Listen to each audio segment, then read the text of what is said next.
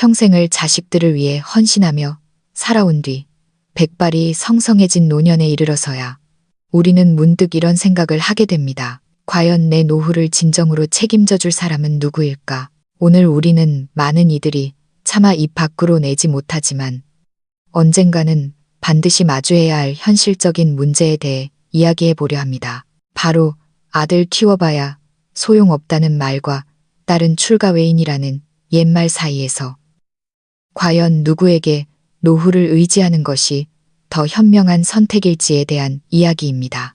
여러분은 혹시 자식 농사 잘 지어 노후 대책하겠다는 말을 철석같이 믿고 계시지는 않나요?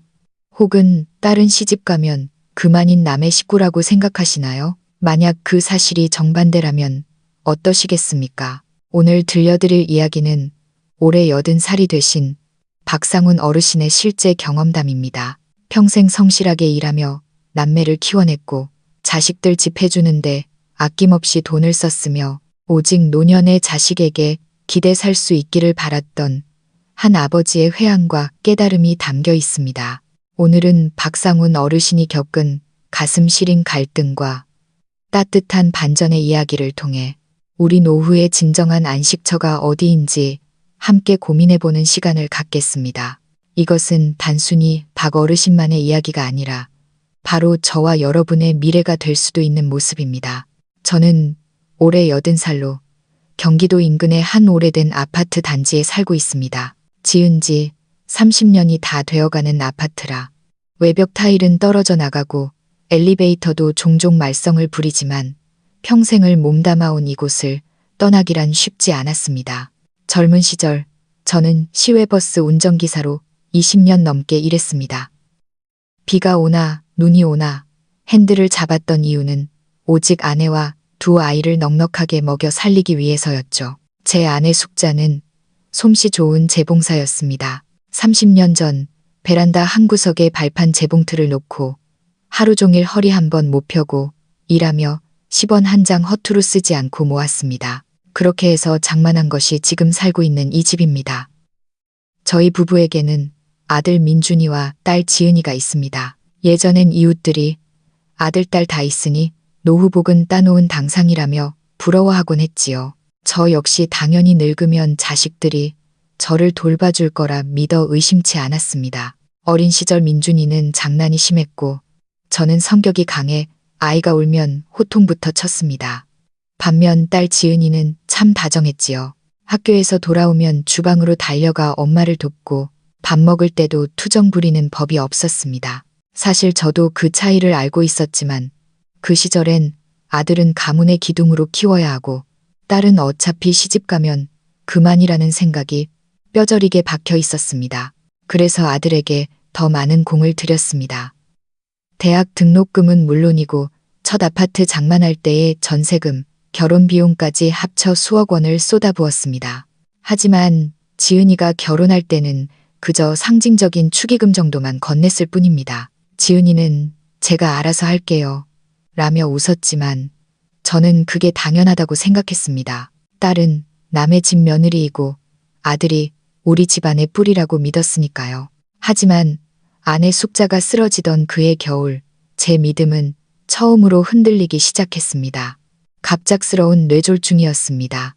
다행히 고비는 넘겼지만 거동이 불편해졌고 누군가의 수발 없이는 일상생활이 불가능해졌습니다. 저 또한 아내를 간호하며 스트레스를 받다 보니 혈압과 당뇨가 도졌습니다.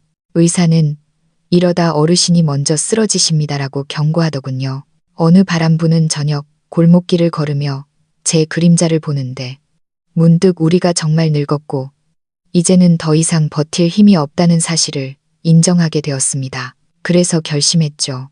아들네 집으로 들어가기로요. 우리가 아들을 어떻게 키웠고 집까지 해줬는데 이제는 아들이 도리를 할 차례라고 생각했습니다. 가까운 거리니 서로 의지하며 사는 게 노인들끼리 고생하는 것보다 낫겠다 싶었죠. 하지만 아들 집에서의 동거는 제 노년 생활 중 가장 비참한 기억으로 남았습니다. 이사 가던 날 아들 민준이는 부모님이 오셔야 진짜 집 같죠 라며 저희를 맞이했습니다. 그 말에 안도하며 역시 자식밖에 없다고 생각했지요. 아들의 집은 시내 외곽의 신축 아파트였고 꽤나 넓었지만 우리 부부에게 배정된 방은 원래 창고로 쓰던 끝방이었습니다. 한쪽 벽에는 종이 상자가 쌓여 있었고 좁은 방에 싱글 침대와 간이 침대를 억지로 들여놓았습니다. 아내는 밤마다 허리가 아프다며 신음했지만 저는 입이 떨어지지 않았습니다. 며칠은 괜찮았습니다. 하지만 곧 아들 내외의 태도가 변하기 시작했습니다. 몸이 불편한 아내 대신 제가 주방일을 도맡게 되었고 장보기부터 요리, 청소, 빨래까지 모두 우리 몫이 되었습니다. 아내는 걷기조차 힘든 몸으로 손주 녀석 아침을 챙기기 위해 매일 새벽 7시에 일어났습니다. 제가 며느리에게 어머마, 내 시어머니 몸이 안 좋으니 며칠은 배달이라도 시키자고 했더니 며느리는 고개도 들지 않은 채 집에 밥할 사람이 있는데 왜 돈을 써요? 라며 쏘아붙이더군요. 한 달 식비와 공과금 명목으로 저희 연금에서 수백만 원이 나갔지만 아들은 모르는 척했습니다. 저녁 식사 후 아들은 소파에 누워 스마트폰만 보고 며느리는 이어폰을 낀 채 드라마를 봤습니다. 아무도 아내의 약을 챙기거나 산책을 도와주지 않았습니다. 손주 녀석은 거실에서 숙제하며 할아버지, TV 소리 좀 줄여요. 시험 공부해야 한단 말이에요. 라고 짜증을 냈습니다. 결정적인 사건은 어느 날 밤 욕실에서 일어났습니다. 샤워를 하다 미끄러져 바닥에 주저앉은 저는 물줄기를 맞으며 도와달라고 소리쳤습니다. 하지만 문 밖에서는 아무런 대답이 없었습니다. 스스로 몸을 일으켜 세우며 저는 가슴이 시리다 못해 얼어붙는 것 같았습니다. 아내에게는 미안해서 말도 못하고 그날 밤 천장을 보며 결심했습니다. 우리 집으로 돌아가자. 우리는 아들 집에서 3달도 채 못 버티고 돌아왔습니다. 남들은 자식 덕 보며 산다고 부러워했겠지만 현실은 달랐습니다. 마음이 없는 자식에게는 부모도 그저 임시 거주자일 뿐이더군요. 다시 낡은 우리 집 문을 열었을 때 익숙한 세제 냄새가 저희를 반겼습니다. 아내는 이 집을 안 팔길 정말 잘했다며 눈시울을 붉혔습니다. 집으로 돌아온 뒤에도 고생은 여전했습니다. 엘리베이터 없는 3층이라 아내를 부축하고 휠체어를 들고 오르내리는 건 여간 힘든 일이 아니었습니다. 결국 저는 요양원 입소를 알아보기 시작했습니다. 하지만 비용이 문제였습니다. 2인실 비용에 간병비까지 합치면 한 달에 500, 600만 원은 좋게 들 텐데 저희 부부 연금으로는 턱없이 부족했습니다. 젊을 때 자식들 뒷바라지하느라 정작 우리 노후 자금은 남겨두지 못한 것이 뼈저리게 후회되었습니다. 그때 이웃집 왕형님이 귀급해 주더군요. 정부에서 지원하는 노인 장기요양보험 서비스를 신청해보게. 반신반의하며 주민센터를 찾았고 등급 판정을 받은 뒤 매주 요양보호사가 방문해 아내의 목욕과 청소를 도와주게 되었습니다. 비용은 국가 지원 덕분에 아주 저렴했습니다. 욕실 핸드레일과 미끄럼 방지, 매트 설치 비용도 지원받았지요. 자식보다 국가 시스템이 더 든든하다는 것을 처음으로 느꼈습니다. 그렇게 단조롭지만 평화로운 일상을 보내던 중 딸 지은이에게서 전화가 왔습니다. 평소 바쁘다며 영양제나 보내주던 딸이었습니다.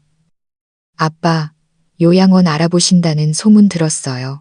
왜 저한테 말씀 안 하셨어요? 저 남편이랑 상의 끝냈어요. 다음 달에 집 정리하고 아빠 옆집이나 근처로 이사 갈게요. 제가 모실게요. 저는 목이 메어 아무 말도 할 수 없었습니다. 사실 저는 딸에게 해준 게 거의 없었습니다. 결혼할 때도 제 손으로 혼수 한 번 제대로 안 해줬는데 지은이는 부모님이 저를 고생 안 시키고 키워주신 것만으로도 감사하다며 울먹였습니다. 그 다음 주말 지은이는 남편과 함께 양손 가득 생필품을 들고 찾아왔습니다. 딸은 실질적이었습니다. 단순히 감정적인 위로가 아니라 부모님의 수입과 지출, 약값, 교통비 등을 꼼꼼히 정리한 노후 가계부를 만들어 왔습니다. 아빠, 우리 미리 계획 세워둬요. 그래야 갑자기 무슨 일이 생겨도 당황하지 않죠. 80평생 가장 안심이 되었던 순간은 큰 돈을 벌었을 때가 아니라 딸이 써준 예산표를 보았을 때였습니다. 출가 외인이라 생각했던 딸은 단 한 번도 마음으로 저희를 떠난 적이 없었던 겁니다. 물론 모든 딸이 제 딸 같지는 않을 겁니다. 옆집 이씨 할머니의 사례는 정반대였죠. 하나뿐인 딸을 금지옥엽으로 키워 서울에 아파트까지 사줬지만 딸은 부모님이 편찮으시자 나도 직장 다니느라 바쁘니 요양원에 가시라며 등을 돌렸습니다. 심지어 부모님의 마지막 남은 집까지 팔아서 자기 집 넓히는데 보태겠다고 설득하러 왔을 때 할머니는 심장이 텅 비어버린 것 같다고 하셨습니다. 이런 일들을 겪으며 저는 깨달았습니다. 노후에 가장 중요한 것은 사람에게만 의지하지 않는 것입니다. 저는 이제 3가지 원칙을 가슴에 새기고 삽니다. 첫째, 내 돈을 끝까지 쥐고 있어야 목소리에 힘이 실립니다. 자식에게 미리 다 주지 마세요. 둘째, 집은 절대 미리 증여하지 마세요. 그것이 내 마지막 자존심이자 보루입니다. 셋째, 건강을 스스로 돌보며 국가의 복지 시스템을 적극적으로 활용하세요. 저는 지금 80살입니다.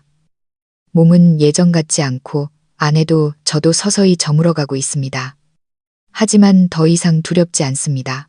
아들에게 느꼈던 서운함도 딸에게 느끼는 고마움도 이제는 삶의 한 부분으로 받아들입니다. 누구에게 기대느냐보다 중요한 것은 내가 나를 얼마나 지탱할 수 있느냐는 것이었습니다. 여러분은 어떻게 생각하시나요? 노후는 과연 자식에게 맡겨야 할까요? 아니면 온전히 스스로 책임져야 할까요? 여러분의 주변에는 어떤 이야기들이 있나요? 정답은 없겠지만 분명한 것은 우리 스스로가 먼저 준비되어야 한다는 것입니다. 오늘 이 이야기가 여러분의 미래를 설계하는데 작은 빛이 되기를 바랍니다. 여러분의 생각을 댓글로 들려주세요. 감사합니다. 다음 단계로 박상훈 어르신이 언급한 노인장기 요양보험 신청 방법이나 정부 지원 혜택에 대해 더 자세히 알아봐 드릴까요?